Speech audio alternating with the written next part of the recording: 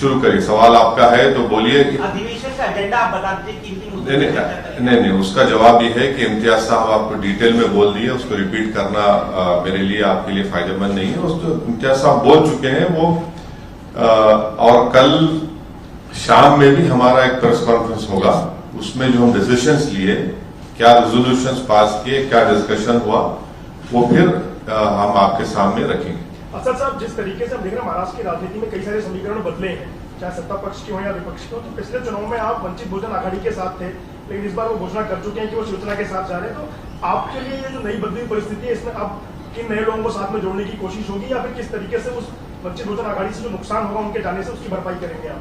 देखिए, एक बात तो मैं बताना चाहूंगा कि जब आइंदा साल लोकसभा के इलेक्शन होंगे, हम तो औरंगाबाद की पार्लियामेंट की सीट तो लड़ेंगे क्योंकि हमारा सिटिंग एमपी है, और इंशाअल्लाह ताला वो कामयाब भी होंगे। दूसरी बात ये कि और कितने लोकसभा की सीट हम लड़ेंगे, इसका नंबर इम्तियाज जलील साहब, हमारे जो प्रेसिडेंट है, working president doctor Gaffar Qadri साहब जो मेरे बाजू बैठे हैं, वो सब मिलकर तय करेंगे। किससे अलायंस होगा नहीं होगा, ये आपको थोड़ा इंतजार करना पड़ेगा। इतना जल्दी डिटेल बताना सही नहीं होगा, मगर ये फैक्ट है जो आपके सामने मैं रख रहा हूँ। क्या फर्क पड़ेगा वंचित बहुजन आघाड़ी? आपका 2 सवाल हो, 3 हो गए। इसी सवाल में सर, उनके जाने से कितना फर्क पड़ेगा? नहीं, मैं उनको मुबारकबाद, और जहां कहीं भी गए उनको मुबारकबाद। सर, एक सवाल जुनैद नासिर ने ट्वीट करके ये कहा है कि सरकार, हरियाणा सरकार की रजिस्टर्ड गाड़ी पर कहीं ना कहीं मुसलमानों को हिंसा का शिकार बनाया जा रहा है। कैसे देखते, क्योंकि इसको लेकर सीधे तौर पर नाराजगी दिखाई। देखिए, जो बोलेरो गाड़ी का रिपोर्ट एक यंग जर्नलिस्ट जिसका नाम अलीशान है, उसने रिपोर्ट किया है विद वीडियो एविडेंस कि वो जो बोलेरो गाड़ी है उसको इस्तेमाल किया गया था जहां कहीं भी ये जो सो कॉल्ड गौ रक्षक टास्क फोर्स जो बना दिया गया है, वो लोगों पर आतंक फैलाते हैं, मारते हैं, पीटते हैं, उनको कपड़े उतार कर घसीटते ले जाकर उस हर जगह बोलेरो दिख रही है। और पुलिस ने भी ये कहा कि जुनैद को और नसीर को जिस गाड़ी में किडनैप किया गया था राजस्थान से और हरियाणा लाया गया था, वो यही गाड़ी थी। तो इससे ये साफ गवर्नमेंट की गाड़ी है, इससे साफ जाहिर होता है कि ये स्टेट वायलेंस है मुसलमानों के खिलाफ। और मोदी सरकार तो लैटरल एंट्री की बड़ी बातें आप लिखते हैं, तो ये गौरक्षक को भी लैटरल एंट्री दे दी कि आप सो कॉल्ड गौरक्षक, कि आप जो चाहे करो, जिसको मारना है मारो, पीटना है पीटो, गोली चलाओ। और हद तो ये है कि वो जो ग्रुप है, वो जो पर्टिकुलर ग्रुप है, उनका यूट्यूब पे सिल्वर बटन है। मैं देश के प्रधानमंत्री से पूछना चाह रहा हूं कि जब आप मुख्यमंत्री थे तो आपके बारे में बीबीसी ने 2 पार्ट का एक वीडियो सीरीज डाला, तो आपने अंग्रेजों के बनाए हुए गुलामी के कानून को इस्तेमाल करते हुए उस पर बैन लगा दी यूट्यूब पर, फेसबुक पर। ये जो दंगाई है, ये जो टेररिस्ट है, टेररिज्म कर रहे हैं, उनका यूट्यूब से नहीं निकालते आप?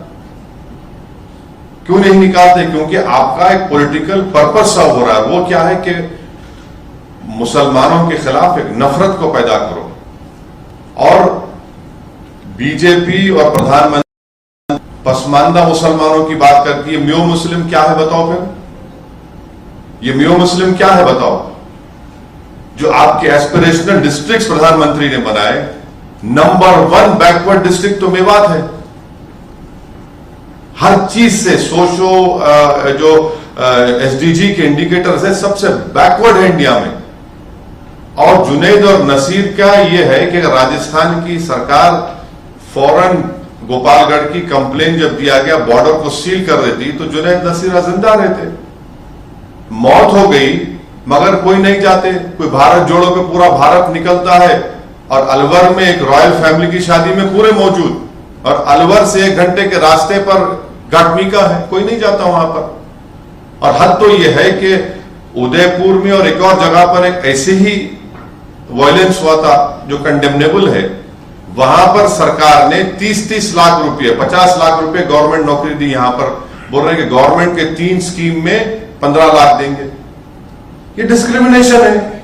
और मरते हैं तो आप घर को नहीं जाते, क्यों नहीं जाते? मैं अपनी स्पीच में कहूं इसलिए नहीं जाते क्योंकि अगर कोई मुसलमान की लाश के सामने खड़े हो गए तो उनको वोट नहीं मिलेगा।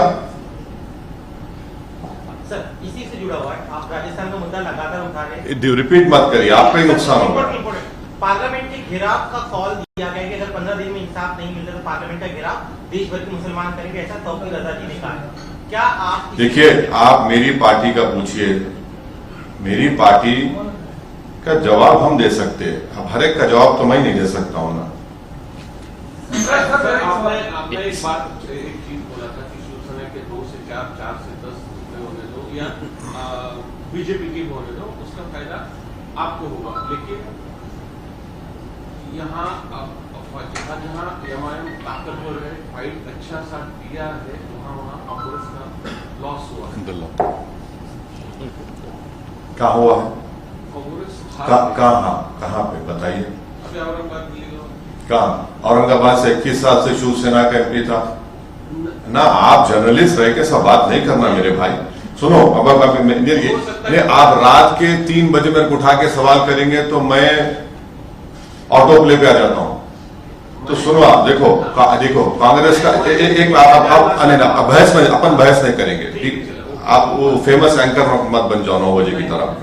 तो आप ये सुनिए, राहुल गांधी कैसा हारे? मेरी वजह से हारे। आप सुनो, मेरी वजह से हारे राहुल गांधी। हारे ना, हार गए, मान लिए ना। अरे राहुल गांधी इलेक्शन की बात, अरे इलेक्शन में हारे ना। चलो आगे। जिंदगी में नहीं हारे वो तो मेरे को नहीं मालूम, वो आप बोलेंगे। नहीं, मैं नहीं बोल सकता। तो हारे वो हार गए। अब वो 186 लोकसभा सीट्स पर कांग्रेस बीजेपी लड़ी, सिर्फ 186, कोई नहीं था। अनफॉर्चुनेटली मैं नहीं था, तब भी खाली 16 सीट जीती 2019 में। मैं जिम्मेदार हूं। कब तक आप ये बात करेंगे? हम लड़ेंगे और जो कोई भी वंचित समाज पे जुल्म करेगा लड़ेंगे, जीतेंगे, हराएंगे भी उनको। ये अब सुन लीजिए, ये डेमोक्रेसी है, कोई तानाशाही नहीं है। ये जो एंटाइटलमेंट की पॉलिटिक्स की बात करते हैं ना, उनको लगता है कि ये क्यों आ रहे हैं लोग। अरे भाई, वो राजा रजवाड़े खत्म हो चुके हैं। ये जमहूरियत है, लोकशाही है, आप मेरे को रोक नहीं सकते। हम लड़ेंगे, हमारा संविधान इस बात का अर्थ दिया है। जहां कहीं भी हम लड़ रहे, यूपी की बात करते, कितने सीट कांग्रेस लड़ी यूपी में बोलो भाई? 400। बीएसपी लड़ी 400। ये सवाल उनसे नहीं किया जाता। क्यों नहीं किया जाता भाई? क्योंकि उन मुसलमान नहीं है। ये प्रॉब्लम है। चलिए, अभी 6 सवाल हो गए। सर, मेरा एक सवाल है कि पंजाब में एक बार फिर खालिस्तान का मुद्दा उठता दिख रहा है, जहां पर खालिस्तानी समर्थक अमित शाह गृह मंत्री हैं, उन्हें एक बात बताइए। हाँ, मैं समझ जानता हूं। एक बात बताइए, अगर वो भाषा, वो वर्ड्स अगर मजलिस का एक छोटा मेंबर दे देता तो आप लोग तो अब तक उसकी एक नहीं 25 शादी कर दी होते टीवी चैनल के ऊपर। नहीं करा आपने। और बीजेपी भी बड़ी उसको उर्दू में एक वर्ड है माने खैज, खामोशी। माने खैज खामोशी बीजेपी की है। ये समझ में नहीं आ रहा उनको क्या चल रहा है वहां पर। और तीसरा, कल आए थे ना छोटा रिचार्ज मुंबई में, उनसे पूछ लेते आप क्या हो रहा है। उनकी सरकार है, मेरी सरकार तो नहीं है ना, उनको भी पूछ लेते हैं।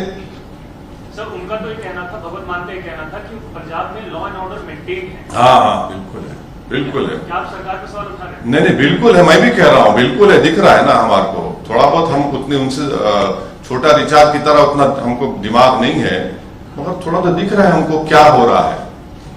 इतना तो हम देखिए, एमआईएम पार्टी तो इतना तो पॉलिटिकल सेंस है हमारे को, हम ये बोल सकते हैं कि बारिश कब होने वाली है। हम हवाओं में सूंघकर मिट्टी की खुशबू, मिट्टी आने के बाद हम नहीं बोलते कि बारिश होने वाली है, हम ये जरूर बोलेंगे बारिश होने वाली है। सर, आगे क्या कर रहे हैं मानते हैं? हाँ, completed, it is complete. Sir, एक सवाल है, वैसे 2 सवाल है। पहला सवाल ये है कि जिस तरीके से आप लोग आपने जिक्र किया कि डेमोक्रेसी है, आपको हाँ? जिस तरीके से आपने बोला कि यहाँ पर डेमोक्रेसी है, तानाशाही नहीं है, हाँ। तो इसी से जुड़ा से आपने देखा शिवसेना के बारे में जो हुआ, इलेक्शन डिसीजन दिया, तोड़ मोड़ कर जो भाजपा ने सरकार बनाई शिंदे के साथ में, हाँ। लेकिन बाद में जो इलेक्शन कमीशन ने जो डिसीजन दिया, बिल्कुल। जो चुनाव चिन्ह था वो चला गया। हाँ। क्या इलेक्शन के कमीशन के निर्णय के ऊपर आप किस तरीके से देखते हैं? ये पहला सवाल। और दूसरा सवाल ये है, हाँ, बोलिए दूसरा सर। सवाल ये है कि आपने देखा कि कल उद्धव ठाकरे से अरविंद केजरीवाल मिले, जैसे कि सब लोग अभी बोल रहे हैं कि छोटी छोटी रीजनल पार्टियां एक साथ आकर अच्छा। बीजेपी से लड़नी चाहिए, तो आपका एजेंडा क्या है?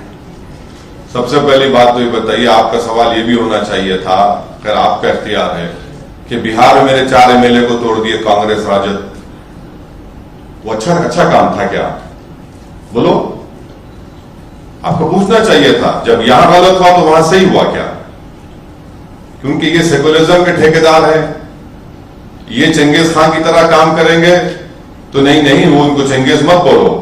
यहां पर होगा महाराष्ट्र में तो चंगेज है जो भी कर रहे हैं। अरे भाई, चंगेज दोनों जगह भी होता है ना, एक जगह कहां होता है? दोनों जगह होता है। सर, डॉक्टर उदित राज जी का कहना है कि अगर मोदी जी आपकी राजनीतिक कब्र न खुली तो देश की खुद जाएगी। कौन बोले ये? डॉक्टर उदित नाथ है, INC से कांग्रेस पार्टी। क्या बोला उन्होंने? उन्होंने कहा कि अगर मोदी जी आपकी राजनीतिक कब्र न खुली तो देश की खुद जाएगी, दोनों में से कुछ एक जरूरी है। नहीं, मैं तो इस पे नहीं बोल सकता मैडम। मैं खबर बनाने का एक्सपर्ट नहीं हूं, मैं जिंदा रखने वालों में का एक्सपर्ट हूं। अब जिसकी खबर बनेंगी उन्हें फूल चढ़ाएंगे, मैं नहीं बोल सकता। एक सेकंड। नहीं, दोनों दिया मैं। आप एक सवाल का भी जवाब नहीं, इलेक्शन कमीशन के डिसीजन के ऊपर मैं दोनों दिया हूं ना, मैं दोनों दिया हूं। दूसरा जवाब ना दिया। मैं दोनों दिया हूं। आपको पसंद नहीं आया तो कबूल कर लो आप। मैं आपकी जरूरी नहीं है कि आपको मुतमईन करके जाऊं। रीजनल पार्टी के ऊपर हाँ ठीक है, जब चुना, हम पहले ही इंट्रोडक्शन में आपने सवाल किया था, उसका जवाब दिया हूं। आप अटेंशन नहीं है, बोलिए। मेरा सवाल ये है कि लास्ट महीने भी और इस महीने भी वाशी में, जहां नवी मुंबई में सकल हिंदू समाज की एक मोर्चा होने वाली है, लव जिहाद और कॉस्ट ऑर्डर को लेकर, तो इसके बारे में आपका क्या व्यू? ये उनको चाहते हैं महाराष्ट्र में जिले जिले में ऐसा हाँ, नहीं, ये तो है ना। इम्तियाज साहब ने बोला कि शेतकारी संगठन के लोग वो जो किसान खुदकुशी कर रहे, उस पर कोई धरना प्रदर्शन नहीं होगा। नौजवानों का बेरोजगारी उनका मुकद्दर बन चुका, उस पर कोई बात नहीं करेंगे। मगर किस पे बात करेंगे? इन मुद्दों पर, ताकि पूरे माहौल को गर्मा के रखे, एक पोलराइजेशन होता रहे, गंदगी फैलती रहे, और पूरा बीजेपी और आरएसएस, यहां की सरकार उसके पीछे है। इसीलिए उसमें इस तरह के स्पीचेस किए जाते हैं। और सुप्रीम कोर्ट ने भी उसका नोटिस लिया है। सुप्रीम कोर्ट ने कह दिया कि 100 मोटो एक्शन, लोग देखते हैं 100 मोटो एक्शन लेंगे नहीं लेंगे। तो बिल्कुल इनका एजेंडा है, यही तो एजेंडा है उनका। सर, मेरी तरफ से एक आखिरी सवाल।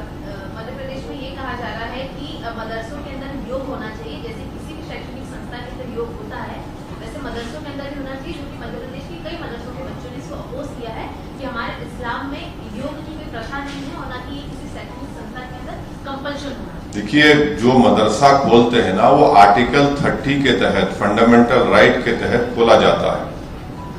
अब उसमें आप मेरा फंडामेंटल राइट मुझसे नहीं छीन सकते आप, वो मेरा फंडामेंटल राइट है, वो सरकार को समझने की जरूरत है। जब मैं इसको आर्टिकल 30 के तहत खोलता हूं तो आप कैसा किसी को फोर्स करेंगे? सर, मेरा एक सवाल है कि मुमरा में जो है, आपने कहा कि हर जगह हम लोग ताकत से लड़ने की कोशिश करते हैं और हम लोग वहाँ पर लड़वा दें। आपके 2 बार एमएलए वहाँ पर लड़ने की कोशिश किया है, एक एमएलए तो आपका जो है वो छोड़कर पार्टी चला गया। तो आगे जैसे आपने 2 बार देखा कि ऐसा हुआ है, तो 3rd टाइम आप कैंडिडेट चुनेंगे, तो आपने क्या उसके लिए एजेंडा तैयार किया गया? तो वो जो कहावत है ना, दूध के जले छाछ को भी फूक फूक कर पीते हैं, तो हम दूध के जले हुए हैं। इंशाल्लाह पूरी कोशिश करेंगे कि जमीर फरोश, कफन चोर, बेईमानों को टिकट नहीं देंगे। सर, एक सवाल और है कि 2014 में जो है पुलिस कभी भी आपको कहीं भी परमिशन देना नहीं चाहती, हमेशा रोका जाता है। पर 2014 में आपको जिस तरह आप हैदराबाद में घर घर जाकर जैसा आप ट्रेन चलते हैं, उसी तरह आपने मुमरा में भी कोशिश की थी। नहीं, मुमरा में नहीं हुआ। सर, आपको परमिशन नहीं मिली थी 2014 में, मगर आप होटल में रुके रहे, मगर आपको नहीं, गलत बात। क्या वजह? नहीं, गलत बात है। 2014 मुमरा में मेरे को परमिशन नहीं मिली। अगर मिलती तो मैं बराबर आता। मैं तो कहता हूं कि अल्लाह ने मुझे पैरों में मेरे पहिए भी बहुत शौक है, मगर परमिशन नहीं मिली और मिलेंगी इंशाल्लाह मिलेंगी, मैं जाऊंगा ना। अभी तो हम इसीलिए मुमरा में ही कर रहे हैं सब चीजें, क्योंकि एक महाशय हैं, उनको बहुत आसमान पे उड़ते रहते हैं, वो समझते हैं कि कुछ भी कर लेंगे, भी हम करेंगे। जो नहीं पूछे जिन्होंने नहीं पूछे पहले उनका हो जाने दीजिए। की बात पे क्या कहना है आपको? संभव 2024 में क्या है हिंदू परिषद और बजरंग में बैन होना चाहिए। कौन? आईएमसी। हाँ, आईएमसी क्या आईएमसी क्या है? IFC क्या है? इतिहाद मिल्लत कौंसिल। मैं नहीं जानता कौन सा ऑर्गेनाइजेशन है। अरे उनसे पूछ लो भाई, मेरे को क्यों पूछ लो? मेरा असल जी 2024 में संयुक्त विपक्ष की जो बातचीत हो रही है उसमें आप कितनी संभावना देखते हैं या फिर आप किस तरफ? अच्छा, आप उनसे बात करा दीजिए ना हमारी। आप हम चलो, मैं आपको इसके याद हूँ, चलो बात करो, आपको देता हूँ मैं। आपको संभावना नहीं, आपको देता हूँ जिम्मेदारी, चलिए बात कराइए ना। हम तो बहुत बात करा दीजिए, अब मैं तो बोलो बात करा दीजिए। अब वो बात नहीं करके आप लोग चलाते वो टीम फुला टीम ऐसा टीम, अरे वो बात करा दो ना। सर ठीक है सर लेकिन एक सवाल उससे जुड़ा हुआ एक सवाल है, आप उसका जवाब नहीं देना चाहते, लेकिन ये जवाब तो देती है कि अगर रीजनल पार्टी एक साथ आती है तो क्या बीजेपी को टक्कर दे सकेगी? क्या अगले चुनाव में? एक बात सुनिए, एक बात सुनिए। तेलंगाना में 2014, 2018 के असेंबली इलेक्शन में बीजेपी कैसा हार रही वहां पे? आपको सोचना पड़ेगा। 2014, 2018 में बीजेपी को हरा दिए, बीजेपी नहीं जीती वहां पर। अब इस साल दिसंबर में होंगे, नहीं जीतेगी बीजेपी इंशाल्लाह तेलंगाना में। इसका क्रेडिट थोड़ा तो हमको दो। आटे में जितना नमक डाल उतना तो क्रेडिट दो मेरे को, इतना तो दिल बड़ा कर लो, उतना तो दो। मैं आपको नहीं बोल रहा हूं, आपको नहीं बोल रहा हूं, मैंने आपको क्यों बोलूंगा? मेरा आप मेरे दुश्मन है क्या पर्सनल? आप जर्नलिस्ट है, अपना काम कर रहे हैं आप। लास्ट हाँ, शिवसेना टूटने के बाद कई सारे जो पार्टियां हैं उद्धव ठाकरे के पास पहुंच रही हैं। आप भी मुंबई पहुंच, जब कितनी पार्टियां हैं जो उनके पास पहुंच रही है, उद्धव ठाकरे से मुलाकात करने पहुंच रही है। कल आम आदमी पार्टी पहुंची, उससे पहले सपा पहुंची थी, तो क्या आप वैसे भी पहुंचने वाले हैं उद्धव ठाकरे से मुलाकात करने? सिंपैथी है? नहीं सर, मैं क्यों पहुंचूंगा? मैं जनता के दरवाजे पर पहुंचूंगा, मैं गरीब के घर पे जाऊंगा, मैं जुनैद नासिर के घर पे जाऊंगा। विशालगढ़ में जो परसों दरगाह के सामने शिवरात्रि के दिन जो पटाखे दरगाह की तरफ मारे गए, मैं उस दरगाह के पास जाऊंगा, जिस पे जुल्म हो रहा है उसके पास जाऊंगा मैं। और जो लोग खामोश बैठे हुए हैं वो क्या बोलेंगे फिर? वो तो बोलना चाहिए ना, उन लोगों को कुछ नहीं बोलते। देखते हैं क्या आपका क्या सवाल था? आपके घर पर हमला किया गया दिल्ली में, हाँ। पहले गोलियां चलाई गई, आपको लग रहा है लगातार आपको? ऐसा है ना, ये नामर्द लोग हैं, इनको हिम्मत नहीं है, तो इनको लगता है कि मेरे घर पे आके 2 पत्थर मारेंगे। मैं इन लोगों से बोलूंगा कि बेटा नेक्स्ट टाइम जब तुम आएंगे मेरे को बोल के आना, मैं रहूंगा घर पे, जब पत्थर मार के दिखाओ। अरे क्या है ये? अच्छा, आपको मालूम कि मेरे जैसा ये कैमरा है ना, ये कैमरा, वो दीवार, उधर दिल्ली पुलिस का हेडक्वार्टर है, बाजू मेरा neighbour election commissioner of India है। वो क्या है, क्या हो रहा है? ये एक 4 मर्तबा हो चुका है और ये तमाशा देख रहे हैं। तो इससे आपको समझ में, आप देश देख रहा है इन चीजों को। तो खैर, देखिए मेरी जान की कोई अहमियत नहीं है, आप और हम जाएंगे इस दुनिया से, मगर जो आप जो चीज कर रहे हैं, लम्हों ने खता की सदियों ने सजा पाई का मामला हो जाएगा। हो गया ना? तो एमआईएम भी यहाँ पर या पूरे देश में कुछ ऐसा करने वाले है क्या? कुछ सोचा है? नहीं, बहुत कुछ सोचे हम। अभी आप लोग क्यों बोलेंगे? नहीं, आपको क्यों बोलेंगे? जब बोलना है बोलेंगे, अभी क्या जल्दी है? हाँ, आपके जरिए से ही फैलाएंगे, फिक्र मत करिए। हाँ, क्या बदलाव होगी? वित्तीय विचारधारा की देखिए, ये कोई कपड़े उतार कर नए कपड़े पहनने का मामला नहीं है, ऐसा नहीं है ना। सर महाराष्ट्र में और मुंबई में आपने अधिवेशन, राष्ट्रीय अधिवेशन लिया, उसका मकसद आने वाले यहाँ के इलेक्शन से महानगर पालिका? नहीं, बिल्कुल लड़ेंगे इलेक्शन, चुनाव लड़ेंगे, क्यों नहीं लड़ेंगे? बराबर लड़ेंगे, कोशिश करेंगे, लड़ेंगे, अच्छी तरह लड़ेंगे। तो शिवसेना का जो नाम है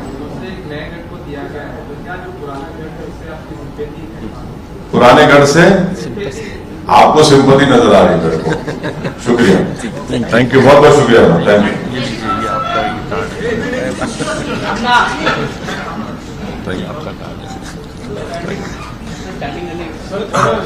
हाँ, स्टैंडिंग।